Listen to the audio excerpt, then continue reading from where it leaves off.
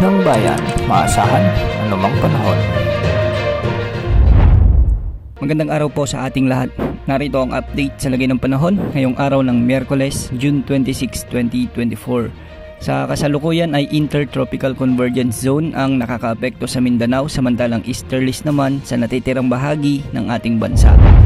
Samantala, isang cloud cluster ang namataan sa silangan ng Mindanao at ayon sa ilang wind models ay isa na itong low pressure area. Bagamat hindi pa naman itinuturing ng Pag-asa na ito ay low pressure area, posible naman itong lumapit sa bahagi ng Mindanao at Visayas na siyang magdadala ng mga pag-ulan sa mga nasabing rehiyon.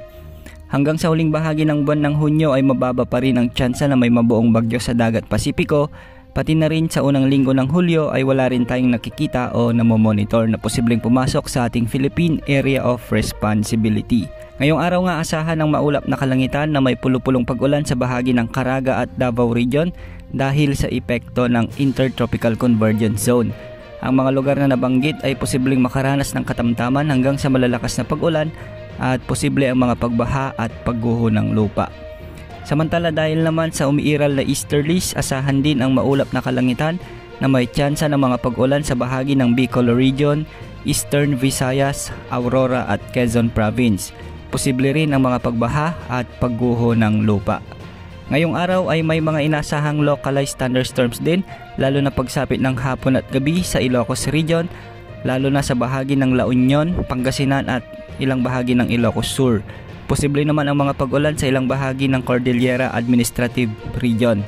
Makararanas na rin ng mga pag-ulan ang Central Luzon, Metro Manila, ilang bahagi ng Calabarzon at ilang bahagi ng Mimaropa pagsapit ng hapon hanggang gabi.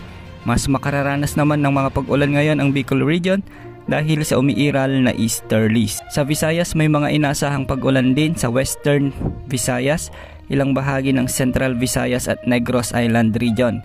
At sa Mindanao, umaga pa lamang ay halos uulanin na ang malaking bahagi ng Mindanao dahil sa umiiral na Intertropical Convergence Zone at mas malawakang pag-ulan pa ang aasahan pagsapit ng hapon at gabi dahil sa unti-unting paglapit ng cloud cluster na nasa silangan ng Mindanao. Bakit hindi masyado nabubuo ang mga bagyo ngayon? Ito ay dahil sa mas malakas kumpara sa normal ang easterlies o ang hangin galing sa silangan sa karagatang Pasipiko. Pinalalakas ito ng isang high pressure area na nasa malapit sa Japan. Dahil sa malakas na easterlies, hindi agad makabubuo ng sirkulasyon ng mga cloud cluster na nabubuo sa karagatang Pasipiko. Ito rin ang dahilan kung bakit madalas sa mga monsoon breaks o ang pansamantalang paghina ng hanging habagat na madalas na nagdadala ng mainit at malinsang panahon sa malaking bahagi ng ating bansa. Dahil dito, mas kulang ang ulan na nararanasan natin. Ito ay karaniwang epekto ng lumalakas na La Nina phenomenon sa silangang bahagi ng dagat Pasipiko. Inaasahan na lalakas ang La Nina pagsapit ng Oktubre hanggang Disyembre ngayong taon, kaya asahan ang unti-unting pagdami ng ulan sa silangang bahagi ng bansa.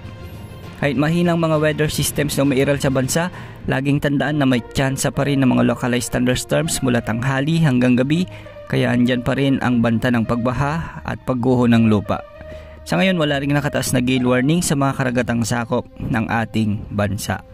Yan ang update sa lagay ng panahon. Ito po ang weather update ng bayan. Maasahan anumang panahon.